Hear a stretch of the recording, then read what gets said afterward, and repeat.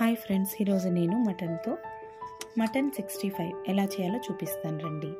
దీనికి 1/2 kg మటన్ని, boneless మటన్ని తీసుకుని 2 నుంచి 3 సార్లు బాగా కడిగి నీళ్లు వంపి మటన్ని కుక్కర్లో వేసుకుని 1 టీ స్పూన్ ఫ్రెష్ అల్లం వెల్లుల్లి పేస్ట్, రుచికి సరిపడా ఉప్పు,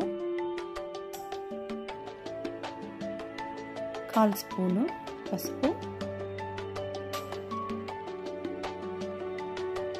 2 స్పూన్ల ఆయిల్,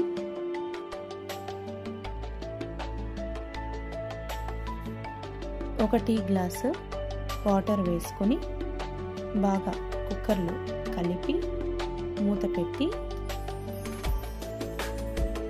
స్టవ్ పై ఉంచాలండి. ఎప్పుడూ చేసే విధంగా కాకుండా ఇలా కొత్తగా ట్రై చేస్తే ఇంట్లో వాళ్ళు కూడా చాలా ఇష్టంగా తింటారండి.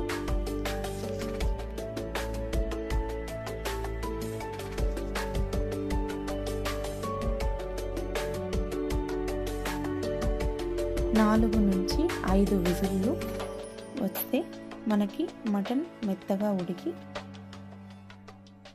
పకోడా కన్సిస్టెన్సీకి పర్ఫెక్ట్గా ఉంటుంది.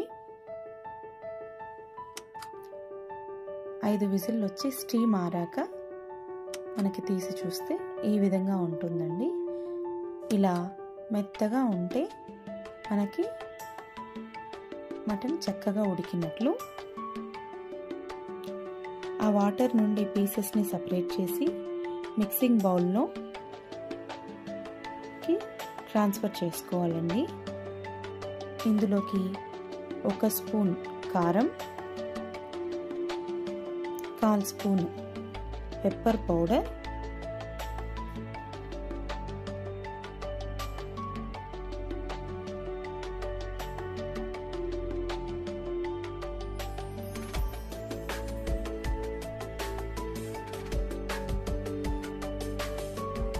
1 స్పూన్ గరం మసాలా,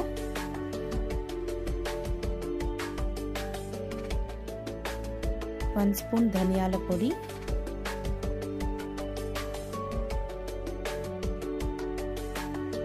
2 స్పూన్ల కార్న్ ఫ్లోర్ను వేయాలి. ఇందులోకి ఎగ్గులోని వైట్ని మాత్రం తీసుకొని వేసుకోవాలండి. ఖచ్చితంగా వేసుకోవాలి ఎగ్ వైట్. ఇందులోని అరచెక్క లెమన్ని పిండి ఇలా చక్కగా కలుపుకోవాలి. ఎగ్ వేయడం వల్ల మనకి పకోడా బాండీకి అతుక్కోకుండా పర్ఫెక్ట్గా వస్తుందండి. బాండీలో ఆయిల్ వేసుకుని మనం కలిపి పెట్టుకున్న ముక్కలను తీసి అందులోకి వేసుకోవాలి. నేను ఆయిల్ కాస్త తక్కువగానే వేసుకున్నానండి, ఎందుకంటే మళ్ళీ ఇది రీయూజ్ చేయాలంటే ఓన్లీ నాన్ వెజ్కి మాత్రమే రీయూజ్ చేసుకోవాలా ఈ ఆయిల్ని. అందుకోసం నేను ఫుడ్ కలర్ అంతా వేయలేదండి, హెల్త్కి మంచిది కాదని. ఈ ముక్కలని 2 నుంచి 3 నిమిషాలు మనం కదపకుండా అలాగే ఉంచి తర్వాత వేపుకొని లాస్ట్లో కరివేపాకు ఇలా వేసుకొని తీసుకుంటే కరివేపాకు వాసన మనకి మటన్ ముక్కలకి వచ్చి స్మెల్ అనేది బాగుంటుంది. ఇలా సర్వింగ్ బౌల్లోకి ట్రాన్స్ఫర్ చేసేసుకోవాలండి. 2 నుంచి 3 నిమిషాలు పర్ఫెక్ట్గా ఉడికితే సరిపోతుంది. మిగిలిన ముక్కలను కూడా ఈ విధంగా వేయించుకొని పక్కకు తీసుకుంటే కరకరలాడి మటన్ 65 రెడీ.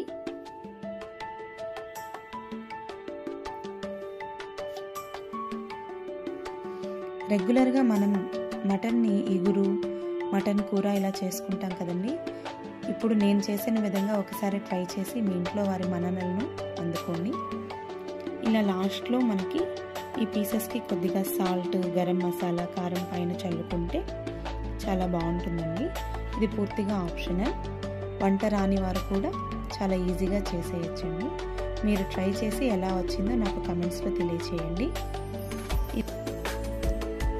ఇలాంటి మంచి రెసిపీస్ కోసం నా ఛానల్ని please like, share and subscribe.